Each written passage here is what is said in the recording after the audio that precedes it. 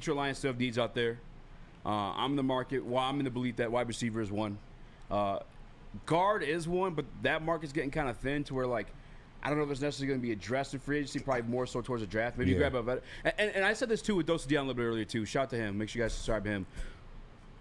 I think I'm still from DNC. Someone brought it up in the chat, was like, well, what about Sorsdale? Because I'm saying, hey, we need a vet. Just feel safe about it. Yeah. Well, at this point next year, or into next year, it'll be Sorsdale's second year within the system.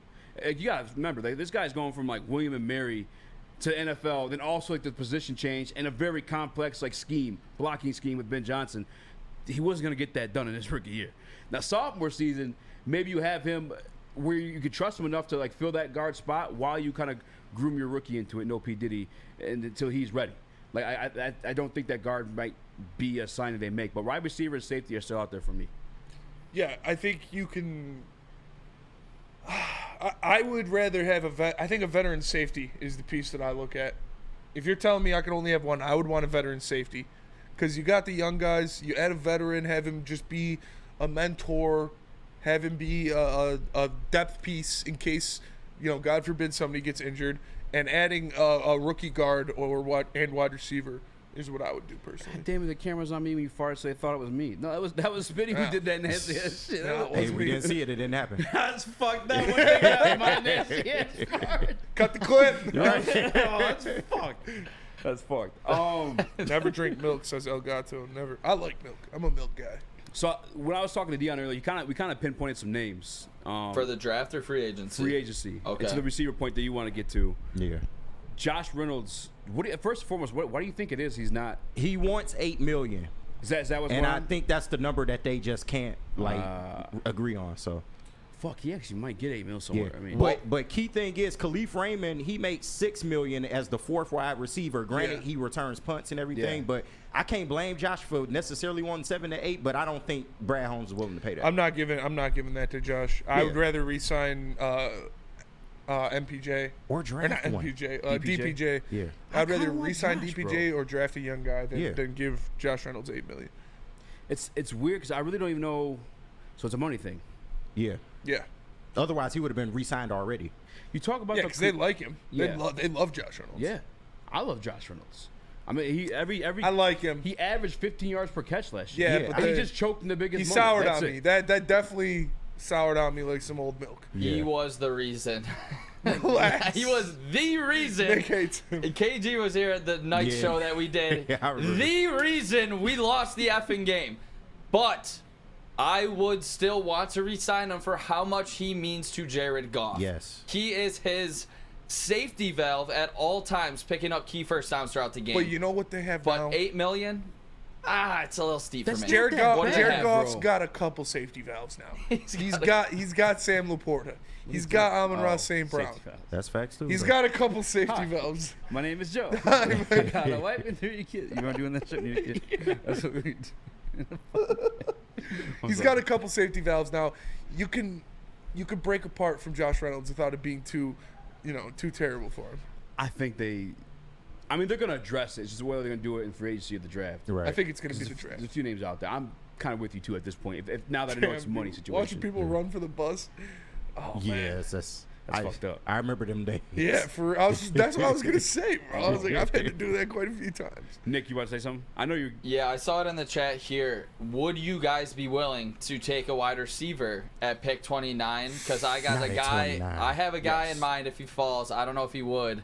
Brian Thomas Jr. Brian Thomas Jr. God damn. It would feel good to have him as a line. I wouldn't hold it past Brad. Exactly. Like it would not surprise me in the slightest if he took a wide receiver, because that's the best players at 29 are gonna be wideouts, offensive line. Yeah. Like so, do not be surprised if he goes offense with that first pick, and I wouldn't be mad at it. I feel like Brad's. Actually, every year he's taking a receiver now. Amon-Ra St. Brown. Yeah. Then Jamison Williams. Yep. Then Antoine Green. That's my you guys know my philosophy is to draft a wide receiver every single year, no matter what. At some point in the draft, you should grab a wide receiver. I think they can get Xavier Legette. That's who I would want. Yeah, but I don't think he survives the second time around. Yeah, there's no way. That guy's DK Jr., bro. There's no. I don't trade up in the second round. Now you're talking. I would do that. Yeah, he just got 2 6-round picks. Yeah. Trade both of those and your second rounder to move up if Leggett's still there. I would do that. I'd be okay with that. Because that's the other part, too, is like, and I've said this every show now, and I've said it when I've been on Dion's show. And I actually said it to our guy Adam on Twitter as well. Like, they're looking for a specific type of receiver. Yes. That's true. That 6-foot frame. It's what they don't and have. That 4.3 and up. It's the same thing as the defensive back. Yeah. We didn't have a Carlton Davis. We didn't have a long, rangy man guy. They went out and got him. We don't have this X wide receiver. I know Joey 2 times has been in the chat for 2 years saying we need an X wide receiver. We don't have that. They're going to go out there. They're going to get an X wide receiver that you can throw a fade to in the end zone. Yeah. And if I'm being honest with you, too, what Josh did for us last year, and again, I like Josh. I have nothing against Josh. I like Josh, too. I'm grateful for the things, like what he gave us. And he's got a cold-ass nickname. He's got, lanky smooth, serpent of death. Like, yeah, he's got, he could call it Scorpion or something, too. Like, he's got, Dan's, like, just nice with nicknames like that. But the other part of it, too, is now that J-Mo's kind of, like, arrived a bit there, I feel like he could fulfill that Josh Reynolds role and obviously take the ball a little bit deeper in those situations. He was picking those up by the end of the year, easy. Yeah, and like, so, like, get your X. And I'm talking about, like, I want Leggett just because of, like, the way, and it's not, like, shit at golf, but, like, we talk about the weapons around him. They're all, like, yak guys. Leggett is exactly that. Where he gets that ball, he's making a play after the fact. Imagine a bunch on one side with Amon-Ra St. Brown, Khalif Raymond, and Leggett. And then you got J-Mo one-on-one on the other side of the field. Stop it. Like, that would feed families, bro. That would be And Gibbs coming out the backfield. You got Gibbs coming out the backfield. You got Laporta across the middle. Like, you can't defend that, dude. That's crazy. Pick your poison. It'd be nasty. Yeah. And Ben's going to do it. That's why I'm thankful Ben's back. Like, God was saying, this year ain't last year. Brother, we still got Ben Johnson. He's been doing this thing for 2 years in a row now. Right, They ain't slowing him down. And the Detroit Lions, the offense is just getting better. Another year of Jared Goff having the same play caller and quarterbacks coach, which we know last year was the first time he had it back-to-back years in his career, and now he's getting another year of it. So and you saw, like, the benefit of it, I don't know what I'm looking for, the benefits of it. Yeah.